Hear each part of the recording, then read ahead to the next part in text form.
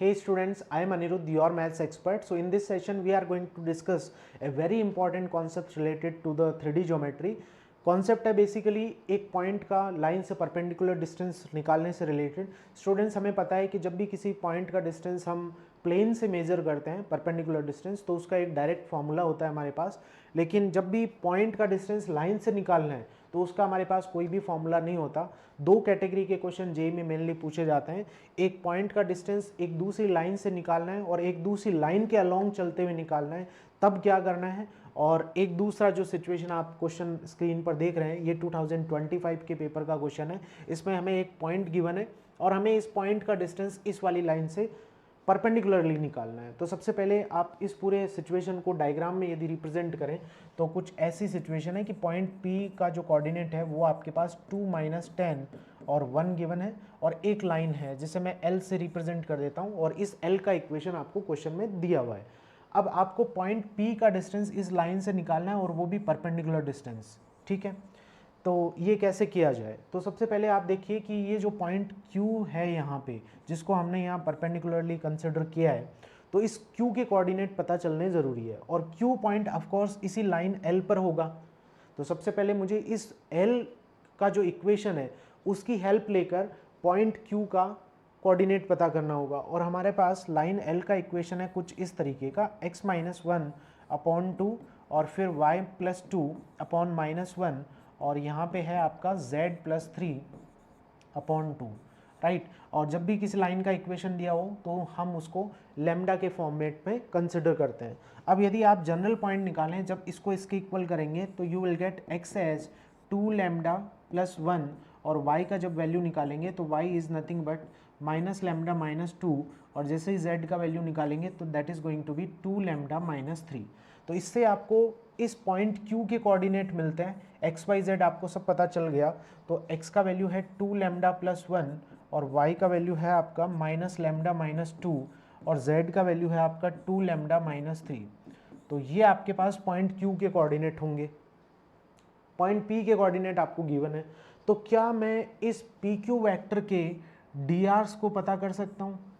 PQ जो हमारा vector है, P के कोऑर्डिनेट आपके पास क्वेश्चन में है और Q के कोऑर्डिनेट आपने फाइंड कर लिए, तो क्या P और Q की कोऑर्डिनेट के हेल्प से जो वेक्टर PQ बन रहा है, वेक्टर PQ बन रहा है, क्या उसके dRs आप फाइंड आउट कर सकते हैं। यस बिल्कुल, जब पॉइंट P और Q दोनों के कोऑर्डिनेट्स हमारे सामने हैं तो मैं यहाँ पे PQ वेक्टर के dRs फाइंड आउट कर सकता हूँ और ये और कुछ नहीं होंगे बल्कि x2 - x1, y2 - y1, z2 - z1 करके मिल जाएंगे।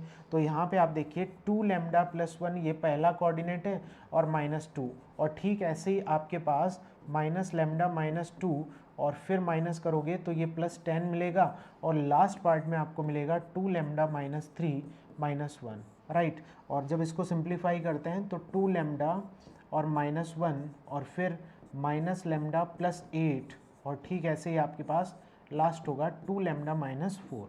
ये आपके पास वेक्टर PQ के जो है वो कंपोनेंट्स आ गए, या आप ऐसे बोल दीजिए वेक्टर PQ जो आपका यहाँ डायग्राम में बन रहा है वो वेक्टर PQ आपको उसके dRs मिल गए।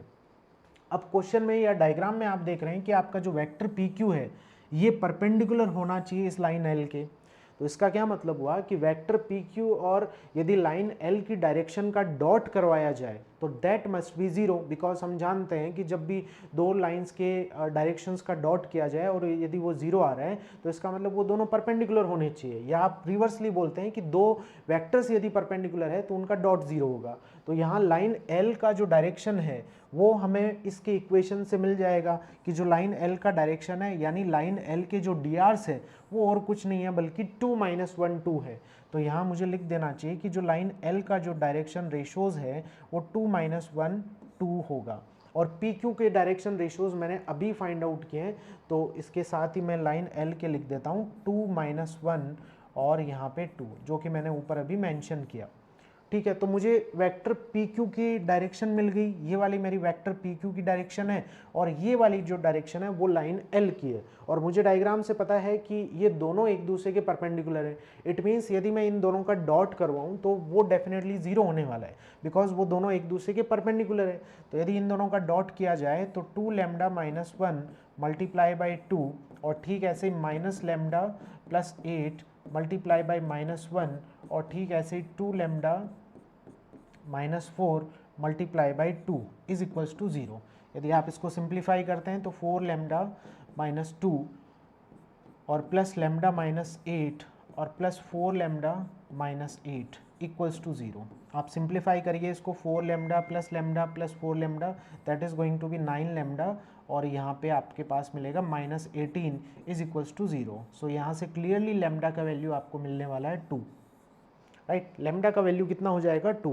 सो लैम्डा आपके पास 2 आ गया। इट मीन्स व्हाट कि आपके पास ये पॉइंट जो हमारा P है, लैम्डा 2 है, तो point sorry not P, point Q जो है वो हम इजीली फाइंड आउट कर सकते हैं। यदि मैं लैम्डा का वैल्यू ये यूज़ कर लेता हूँ यहाँ पे, तो पॉइंट Q के कोऑर्डिनेट कितने हो जाएंगे 5, -4,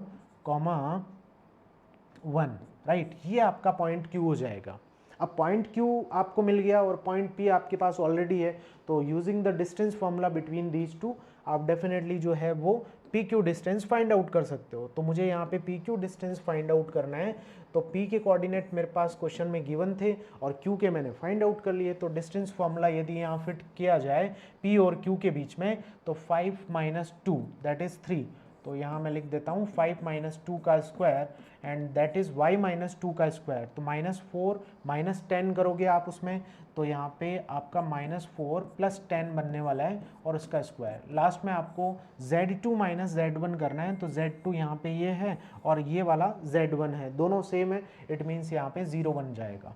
ठीक है, इसको सिंप्लीफाई करते हैं तो ये मिलेगा आपको 9 और plus 36, so that is nothing but 45, और 45 को सिंप्लीफाई किया जाए तो ये आपको मिलेगा 3√5, राइट।